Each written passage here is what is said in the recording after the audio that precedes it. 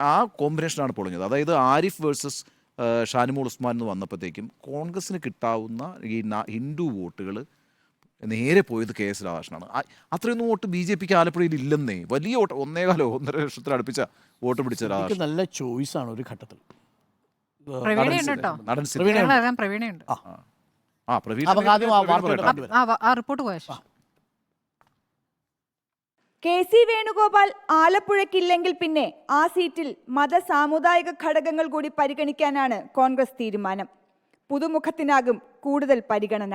അതുകൊണ്ടാണ് ചലച്ചിത്ര താരം സിദ്ദിഖിലേക്ക് കാര്യങ്ങൾ എത്തിക്കുന്നത്. ചർച്ചകൾ മുറയ്ക്ക് നടക്കുന്നുണ്ട്. A ഷുക്കൂർ, BRM ഷഫീർ എന്നിവരുടെ പേരുകളും പരിഗണനാ പട്ടികയിലുണ്ട്. മതസാമുദായിക സമവാക്യങ്ങൾ ഒന്നും പരിഗണിക്കാതെ കോൺഗ്രസ് മുന്നോട്ടു പോയാൽ ആലപ്പുഴയിൽ യൂത്ത് കോൺഗ്രസ് സംസ്ഥാന അധ്യക്ഷൻ രാഹുൽ മാങ്കൂട്ടത്തിലടക്കമുള്ളവരുടെ പേരും ചർച്ചയാകും. സംവരണ സീറ്റായ മാവേലിക്കരയിലും പത്തനംതിട്ടയിലും തോൽവി ഉണ്ടാകുമെന്ന കനകോലൂർ റിപ്പോർട്ട് പാർട്ടി ഗൗരവമായി കണ്ടിട്ടുണ്ടെങ്കിലും മാവേലിക്കരയിൽ അവസാന നിമിഷം പകരക്കാരനെ കണ്ടെത്തുന്നത് അത്ര എളുപ്പമാകില്ലെന്നാണ് പാർട്ടി നിലപാട്. കൊടിക്കുന്നിൽ സുരേഷിനെ മാറ്റിയാൽ KPCC വൈസ് പ്രസിഡന്റ് VP സജീന്ദ്രന്റെ പേരും പരിഗണനയിലുണ്ട്. മാറണമെന്ന താല്പര്യം കൊടിക്കുന്നിലിനുമുണ്ട്. 10 തവണയായി മത്സര രംഗത്തുണ്ടെന്നാണ് കൊടിക്കുന്നിലിന്റെ നിലപാട്. മാവേലിക്കര ലോക്സഭാ മണ്ഡലം UDFന് അനായാസം ജയിക്കാവുന്ന ഒരു മണ്ഡലമല്ല, മറിച്ച് ഇടതുപക്ഷ ജനാധിപത്യ മുന്നണിക്ക് നല്ല മുൻതൂക്കമുള്ളൊരു മണ്ഡലമാണ്. പാർട്ടിയുടെ സംഘടനാപരമായ പല ബുദ്ധിമുട്ടുകളും പാർട്ടിക്ക് അവിടെ ഉണ്ട്. പത്തനംതിട്ട പഴയ പോലെ സുരക്ഷിതമല്ലെന്ന് ആന്റോ ആന്റണി MPക്ക് നന്നായി അറിയാം. പാർട്ടിയിലെ തന്നെ ഭിന്നസ്വരം തിരിച്ചടിയാകുമെന്ന ഭയവുമുണ്ട്. ഈ സാഹചര്യത്തിലാണ് മണ്ഡലം മാറ്റിത്തരണമെന്ന ആവശ്യം AICC നേതൃത്വത്തിന് മുന്നിൽ അവതരിപ്പിച്ചത്. എന്നാൽ പച്ചക്കൊടി കാട്ടിയിട്ടില്ല. കോട്ടയം കേരള കോൺഗ്രസ് ജോസഫിനാണ്. ഫ്രാൻസിസ് ജോർജ് ആകും സ്ഥാനാർത്ഥി. ഈ സാഹചര്യത്തിൽ കോട്ടയം മാറ്റി പത്തനംതിട്ട വാങ്ങാൻ അവർ തയ്യാറാവുകയുമില്ല. 19 എന്ന സംഖ്യയിലേക്ക് എത്തുക അത്ര എളുപ്പമല്ലെന്ന് പാർട്ടിക്ക് നല്ല ബോധ്യമുണ്ട്. അതുകൊണ്ട് തന്നെ കണക്ക് കൂട്ടിയും കിഴിച്ചും ഒക്കെയാകും അന്തിമ തീരുമാനമുണ്ടാവുക. വീഡിയോ ജേർണലിസ്റ്റ് ബിപിൻ കുമാറിനൊപ്പം reporter PR Praveena, in reporter, Thiruvananthapuram. PR Praveena നമുക്കൊപ്പം തത്സമയം ചേരുന്നു. Praveena, good morning. വളരെ പ്രധാനപ്പെട്ട വിവരങ്ങളാണ് PR പ്രവീണ തരുന്നത്. ചില സാധ്യതകൾ, അതിൽ ആലപ്പുഴയിലെ സിദ്ദിഖിന്റെ എൻട്രി, മറ്റൊന്ന് ആന്റോ ആന്റണി അല്ലേ? എന്താണ് ഈ ആന്റോ ആന്റണിക്ക് എന്താ സംഭവിക്കുന്നത്? ആന്റോ ആന്റണിക്ക് കാര്യങ്ങൾ മനസ്സിലായി തുടങ്ങിയതുകൊണ്ടാണോ കോട്ടയത്തേക്ക് മാറാനുള്ള തീരുമാനം? പക്ഷെ കോട്ടയത്ത് സീറ്റും ഇല്ല. അതെ,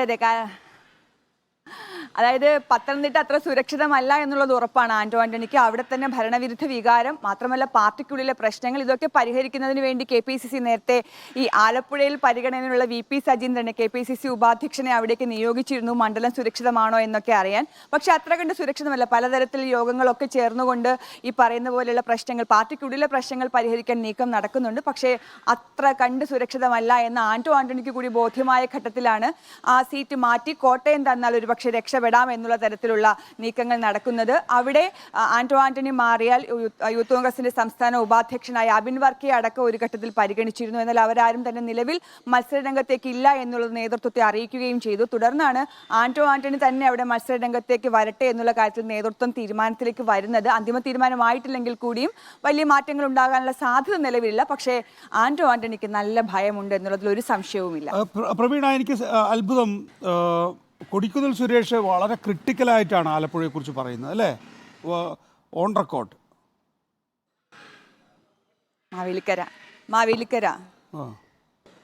മാവേലിക്കര ലോക്സഭാ മണ്ഡലത്തെ കുറിച്ചാണോ പറയുന്നത്? ആലപ്പുഴ ജില്ലയെ കുറിച്ചാണോ പറയുന്നത്?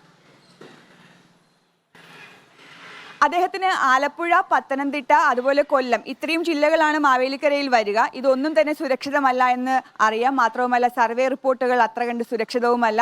അതുകൊണ്ട് അദ്ദേഹം പറയുന്ന ഒരു കാര്യം, ഞാൻ 10 തവണയായി മത്സരരംഗത്തുണ്ട്. അപ്പോൾ ഇനി കേന്ദ്രത്തിലേക്ക് പോകേണ്ട കാര്യമില്ല, സംസ്ഥാനത്തേക്ക് തിരിച്ചു വരാം.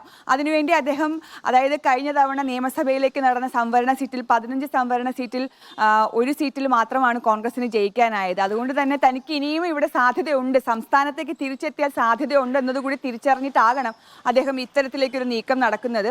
എന്തായാലും മാവേലിക്കര ഇത്തവണ അങ്ങനെ ഇടിച്ചിടിച്ച് ജയിക്കാൻ പറ്റുന്ന ഘട്ടത്തിലല്ല എന്നുള്ളത് കൊടിക്കുന്നിൽ സുരേഷിനും നല്ല ബോധ്യമുണ്ട്. അതുകൊണ്ടുകൂടിയാണ് പാർട്ടിയുടെ സംവിധാനങ്ങൾ അവിടെ അത്ര കണ്ട് ശക്തമല്ല, അതൊരു കോൺഗ്രസ് അനുകൂല അല്ലെങ്കിൽ UDF അനുകൂല മണ്ഡലമല്ല, LDF അനുകൂല മണ്ഡലമാണ് എന്നുകൂടി പറഞ്ഞു വയ്ക്കുന്നത്. അതുകൊണ്ടാണ്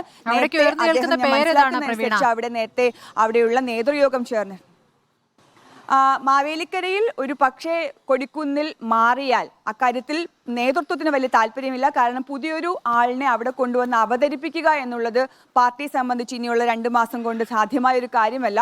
അതുകൊണ്ട് കൊടിക്കുന്നിൽ തന്നെ ആകും പ്രാമുഖ്യം നൽകുക. ഇനി ഒരു പക്ഷേ കൊടിക്കുന്നിൽ അത്ര കണ്ട് നിർബന്ധം പിടിച്ച് മാറിയാൽ അവിടെ പരിഗണനയിലുള്ളത് KPCC ഉപാധ്യക്ഷൻ VP സജീന്ദ്രന്റെ പേരാണ്. സംവരണ മണ്ഡലമായതുകൊണ്ട് തന്നെ അദ്ദേഹത്തെ അവിടേക്ക് പരിഗണിക്കുന്നുമുണ്ട്. പക്ഷേ ഇക്കാര്യത്തിൽ അദ്ദേഹവും മനസ്സ് തുറന്നിട്ടില്ല എന്നുള്ളതാണ് നമുക്ക് ഉള്ളിൽ നിന്ന് മനസ്സിലാകുന്നത്. സിദ്ദിഖിന്റെ പേര് എങ്ങനെയാണ് ഉയർന്നു വരുന്നത്? ആകെ കോൺഗ്രസിൽ 2 സീറ്റ് മാത്രമേ ഓപ്പൺ ആയിട്ടുള്ളൂ. ഒന്ന് ആലപ്പുഴയും 2 കണ്ണൂരും. അങ്ങനെ ഇരിക്കുന്ന ഘട്ടത്തിൽ പാർട്ടി നേതാക്കൾ മാറ്റി നിർത്തിയ ഒരു പൊതു സ്ഥാനാർത്ഥി വരാൻ സാധ്യത എത്രത്തോളമാണ്? അതായത് മുസ്ലിം സ്ഥാനാർത്ഥികൾ എന്തായാലും കോൺഗ്രസിന്റെ മുഖമായി ഉണ്ടാകണം. അതിൽ കണ്ണൂർ പരിഗണിക്കാമെന്ന് കരുതിയാൽ ജയന്തിന് വേണ്ടി സുധാകരന്റെ ഒപ്പമുള്ള എപ്പോഴും കൂടെയുള്ള അനുയായി ജയന്തിന് വേണ്ടി സുധാകരൻ ആ സീറ്റിൽ പിടിമുറുക്കിയിട്ടുണ്ട്. അത് അദ്ദേഹം ദേശീയ നേതൃത്വത്തിനോടും തന്നെ തുറന്നു പറഞ്ഞിട്ടുണ്ട്. താൻ ഇല്ലെങ്കിൽ അവിടെ ജയന്ത്, അങ്ങനെയാണെങ്കിൽ അവിടെ അതൊരു ഈഴവ സ്ഥാനാർത്ഥി കാൻഡിഡേറ്റായി മാറുകയും ചെയ്യും. അവിടേക്ക് പിന്നെ ഒരു മുസ്ലിമിനെ പരിഗണിക്കുക സാധ്യമല്ല. പിന്നെ കോൺഗ്രസിന്റെ സ്ഥാനാർത്ഥിയായി ഒരു മുസ്ലിം വരിക എന്നുള്ളത് അനിവാര്യമാണ്. അത് പിന്നെയെങ്കിൽ KC വേണുഗോപാൽ ഇല്ലെങ്കിൽ അത് ആലപ്പുഴയിൽ തന്നെ ആകട്ടെ എന്നുള്ള തീരുമാനത്തിലേക്കാണ് പാർട്ടി എത്തുന്നത്. അതുകൊണ്ടുകൂടിയാണ് കോൺഗ്രസ് അനുഭാവമുള്ള കോൺഗ്രസുമായി അടുത്ത് നിൽക്കുന്ന നടൻ സിദ്ദിഖിനെ ഇപ്പോൾ പരിഗണിക്കുന്നത്. ഒരു മുസ്ലിം മുഖം എന്നുള്ളതാണ് ഏറ്റവും പ്രധാനപ്പെട്ട കാര്യമായി ഇവിടെ ആലോചിക്കുന്നത്. ഷുക്കൂർ ഉണ്ട്, BRM ഉണ്ട്. പക്ഷേ അവരെക്കാളും ഒക്കെ ഒരുപക്ഷെ ജനങ്ങൾക്ക് കൂടുതൽ പരിചിതമായ മുഖം എന്നുള്ള തരത്തിലാണ് സിദ്ദിഖിന്റെ പേര് പരിഗണനയിലുള്ളത്. ഇനി ഇതൊന്നും പരിഗണിച്ചില്ലെങ്കിലാണ് ഞാൻ നേരത്തെ നമ്മുടെ വാർത്തയിൽ പറഞ്ഞ പോലെ തന്നെ യൂത്ത് കോൺഗ്രസ് സംസ്ഥാന അധ്യക്ഷൻ രാഹുൽ മാങ്കൂട്ടത്തിന്റെ അടക്കം പേര് KC വേണുഗോപാൽ തന്നെ മുന്നോട്ട് വയ്ക്കുകയും ചെയ്തിട്ടുണ്ട്.